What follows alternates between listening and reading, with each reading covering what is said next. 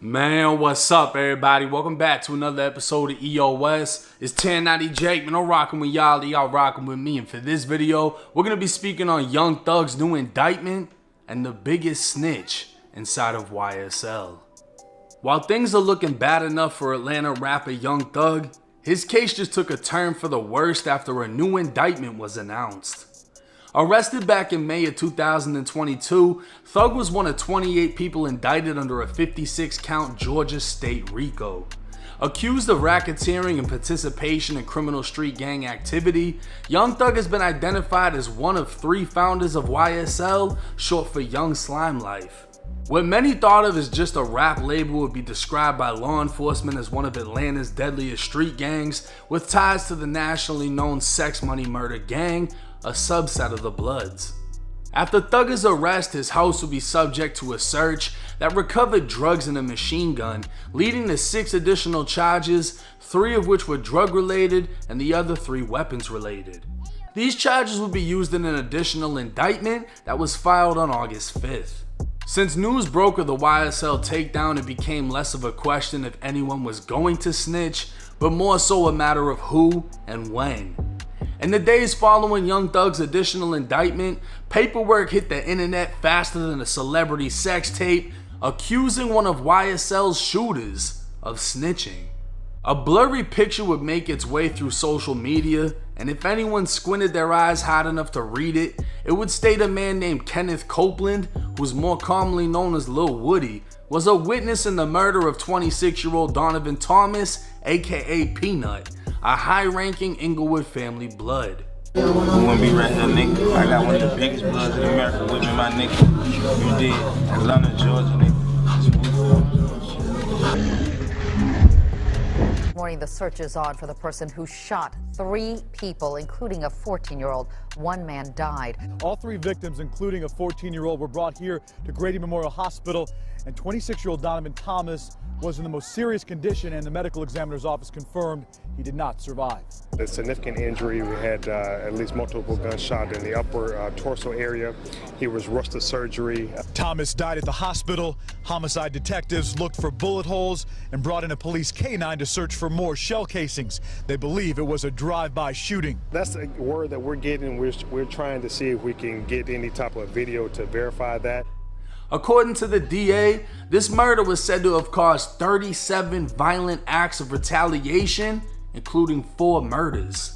His death would make rappers choose sides, and as the war between Inglewood family and YSL let loose, this would also be ground zero for the criminal indictment.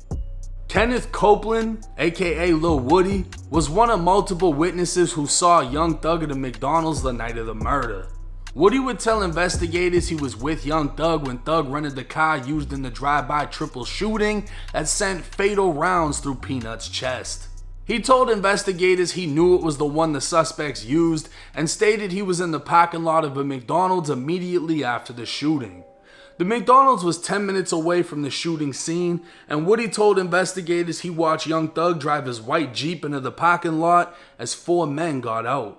He identified them as Scarface, Nard, SB, and Yak Gotti. Scarface would get into Woody's car where he told Woody they just killed Nut. Multiple witnesses stated immediately after the shooting, Young Thug and the suspected shooters would meet at his condo where they packed their bags and headed to Miami. All of these witness statements would easily be confirmed by detectives as cell phone records would show multiple suspects and gang members making calls to Young Thug before and after the murder. Using the same phone records, GPS coordinates told detectives the suspects relocated to Thug's condo in Midtown Atlanta. Multiple suspects, persons of interest, and gang members stated to detectives Young Thug was aware of the murder and even orchestrated it, as witnesses saw him near the murder scene just minutes after it happened and then at the McDonald's 10 minutes away. Paying close attention to the paperwork, it clearly states there were multiple witnesses, meaning Lil Woody wasn't the only snitch, but he may be the biggest snitch in YSL. Another picture of paperwork would find its way to the internet detailing an alleged interview Lil Woody gave to the police. Woody would be named as a victim, and on January 20th of 2020, he was arrested for violating probation and transported to the Fulton County Jail. Investigators obtained an order of production before transporting Woody to the police headquarters for an interview to discuss the recent shootings surrounding the death of Peanut. Surprisingly, Woody didn't give any details on the murder. Investigators decided to ask him about another drive-by in which he was the target and his child and girlfriend were present. Woody gave the name Tay as someone he recognized. Investigators showed him a photo lineup, specifically including a man named Octavius Franklin, a known associate of Peanut and member of the Inglewood family Bloods. Woody was unable to identify Tay, stating there was another Tay, but he didn't know his real name. Woody then said Tay has a brother named Wu, who was a well-known Blood. Investigators knew Wu as Javante Fleetwood, and further investigation would reveal his brother, Dalavante Fleetwood. A photo of Dalavante was shown to Woody, and Woody positively identified him as the one who shot at him. So according to these two pictures floating around social media, Lil Woody not only snitched on his own people for murdering Peanut, but he also snitched on the Inglewood family Bloods for trying to murder him. While many are already convinced Lil Woody is a rat, nobody else has been able to produce any of the paperwork, or even a high quality picture of the paperwork, leaving some speculating it could be fake. But that's why y'all rocking with me, and you know I'm rocking with y'all. A 2016 search warrant for Lil Woody's iPhone would reveal new details of what started the war between Inglewood and YSL, confirm Woody is a snitch, and reveal another YSL member spoke with detectives. The current investigation states on January 10th, 2015, YSL member Shannon Jackson, aka SB, fired out of a moving vehicle, shooting high-ranking Inglewood family Blood Peanut to death as he stood in front of a barber shop. Initially, this murder was said to be what started the war, but the investigation revealed 5 days prior to the murder of Peanut, an Inglewood family Blood named Kelvin Watts assaulted and attempted to rob YSL Woody at a nightclub. The Atlanta gang unit believed YSL took revenge on Inglewood family by murdering the big homie. Hours after Peanut was killed, Lil Woody's girlfriend's parents' house was shot up. Woody denied participating in the murder of Peanut, but how Inglewood family looked at it was he was the reason Peanut died. 6 months after the murder, Lil Woody would fold under pressure as he was the #1 target in the YSL Inglewood war. He'd admit to the lead detective he saw Peanut's killer SB along with Scarface, Yak Gotti, and Nard at McDonald's just after the shooting. Woody was there to pick up Scarface, and Scarface told him they just killed Nut. This would confirm the blurry picture of paperwork that made its way to social media was real and that Lil Woody was a rat. Surprisingly, within the search warrant it also states Scarface spoke with lead detective Thorpe. Scarface told detectives he was with Young Thug when Thug gave the other men the rental after Thug had spotted Peanut outside of the barbershop. Scarface also told detectives he saw the same rental at the McDonald's after the murder before getting into Woody's car. Further investigation revealed a possible financial motive for murdering Peanut. At the time, he was the manager of Atlanta rapper Rich Homie Quan, who Young Thug wanted to collab with. According to Peanut's family, Peanut and Rich Homie Quan had no desire to make the collab happen, and YSL members, including Young Thug, would attempt to aggressively pressure Rich Homie Quan into doing it, but Peanut wasn't going to let it happen. It's said that around this time, Peanut grew increasingly concerned for his safety in the month leading up to his death, as he believed Young Thug would send someone his way. Peanut's brother, who stood near him moments after he'd been shot, heard Peanut's last words: "Thug had me killed." February 19th, 2015. It had been 6 weeks since Peanut was murdered. Lil Woody walked out of his baby's mother's house carrying a car seat and his 8-month-old daughter. He was gonna take her to the hospital as she was having issues and suffering pain. Walking to the car, he saw a silver Pontiac a block away, and he thought it looked suspicious. As he's putting the baby in the car, the silver car starts approaching. His girlfriend and the mother of his daughter were already in the car as the window of the silver Pontiac began to lower and the barrel of an assault rifle started coming out. Lil Woody told detectives he saw Tay, now identified as Dalviante Fleetwood, as the one aiming the gun. That's when Lil Woody lifted his own .40 caliber Glock before ducking down as the two started exchanging gunfire. He'd grab his daughter, running her back into the house and placing her behind a wall before coming back out, aiming and firing at the vehicle.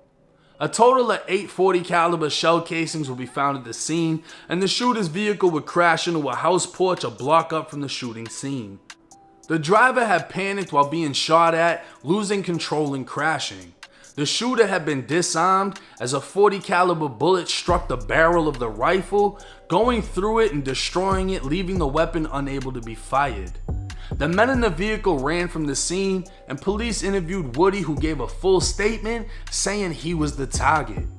Investigators believe this was the 4th time Woody, or those close to Woody, had been shot at since Peanut's death. Woody himself stated the word on the street was that he was responsible for Peanut. Hours after Peanut was killed, his girlfriend's mother's house was shot up with a .223 caliber rifle, and hours after that, his brother's neighbor's house was shot up. The shooters, realizing they made a mistake, went back after and shot up the brother's house. Woody was able to identify Tay as the shooter because he'd known him for a long time, and just 2 weeks before the shooting, Tay had been to his house to meet his 8-month-old daughter. A witness inside of the house the shooters crashed into was also able to identify Tay by a photo lineup. The shooter's vehicle belonged to a woman who told investigators her boyfriend Octavius Franklin, who's also known as Tay, was driving it. She also found it weird that he called her from a different number, saying she should report the car as stolen. Detectives noted the time he called was just after Woody was shot at. Octavius was another member of the Inglewood family Bloods, and according to his Facebook, a close friend of Nut. Now, going back to the second picture of paperwork that hit the internet, it states the day after Woody was shot at, a woman called detectives saying Octavius Franklin had just called her. He told her he was driving down a road when someone started shooting at the car, causing him to crash and leave it at the scene. Inside of the car, police found 2 phones that belonged to Octavius and a broken .223 rifle across the street. Investigators believe 3 to 5 men were sitting inside of the car at the time of the shooting. An overwhelming amount of evidence led to Octavius and Dalviante's arrest, and while in jail, Octavius had his mother call the gang unit detective 4 to 5 times. He would call once, and his girlfriend would call 1 to 2 times, stating he wanted to give a statement to clear his name. Transported from the jail to police headquarters, Octavius would sign away his rights, and detectives would tell him he's facing a possible 25 years, so he needs to provide enough information to work off the 25. Octavius would go on to identify his co-defendant as being on scene, armed with a weapon, and fully explain how the shooting went down. Octavius would repeatedly ask what else he could do, and at one point even offered to wear a wire for the police. Detectives made it clear they want information on the murder of Peanut, which caused the war between the Bloods in Atlanta. Now it's clear YSL Lil Woody is a snitch. It's evident that YSL Scarface also spoke with detectives and identified everyone in the shooting of Peanut as being present that night, including Yak Gotti. Yak Gotti also gave a previous statement to police in one of 2 interviews that were used to indict another YSL member with conspiracy to commit murder. It's now known that members of Inglewood family Bloods have been targeted by police, and Tay has willingly cooperated. And it's crazy to think that from Inglewood family's perspective, it was Lil Woody who started the war after getting Nut killed.